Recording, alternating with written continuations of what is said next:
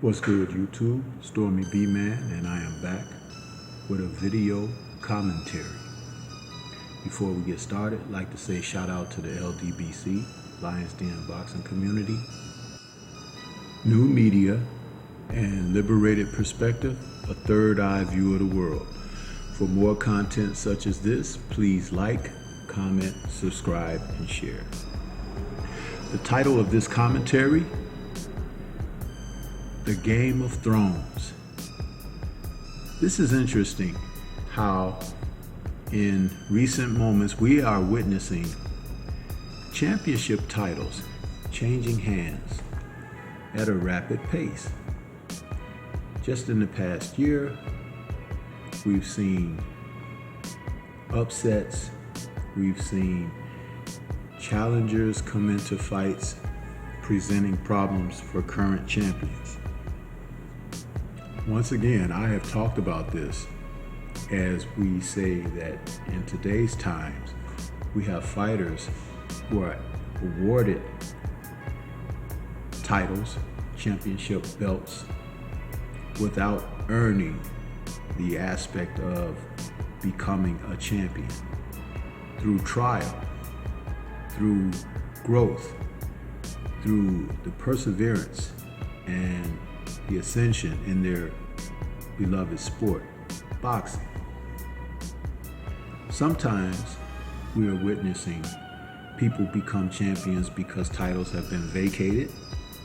Sometimes they have been awarded certain statuses, franchise acknowledgments, emeritus, which doesn't help grow the sport, but it grows that particular fighter who's able to be privileged. It grows his money, his economic standing. This is something that the fans need to take heed of and understand when someone has been placed in this position, as opposed to through the trial, through the going through the contention in the sport, developing, that they gain that type of status.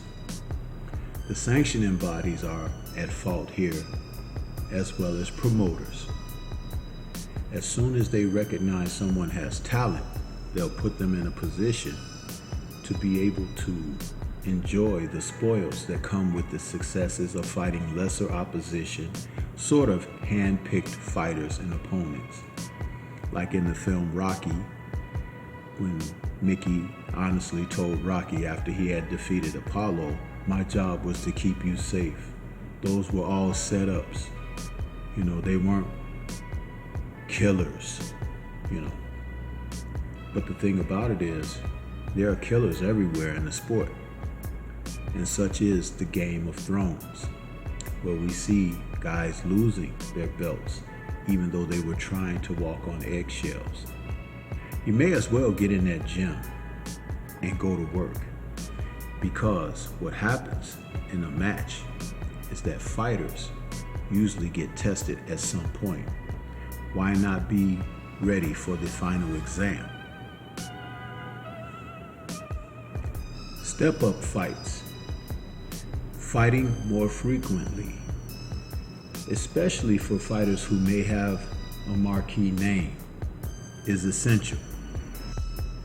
Taking on a variety of styles, facing southpaws, if you're a southpaw, facing orthodox fighters, facing movers, facing sluggers, fighters who have fast hands, fighters who are very defensive.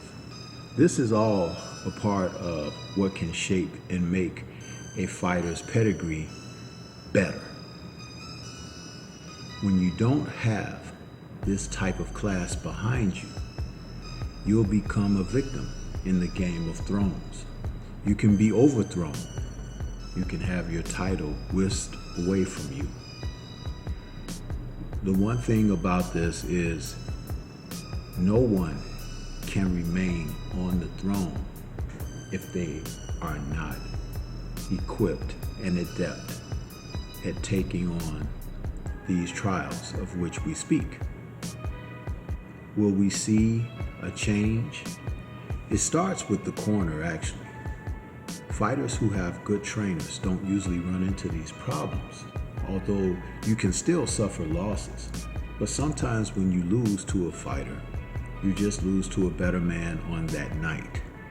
But there's no reason for you to be in disgrace, especially if you are working hard at your craft and are sticking with development.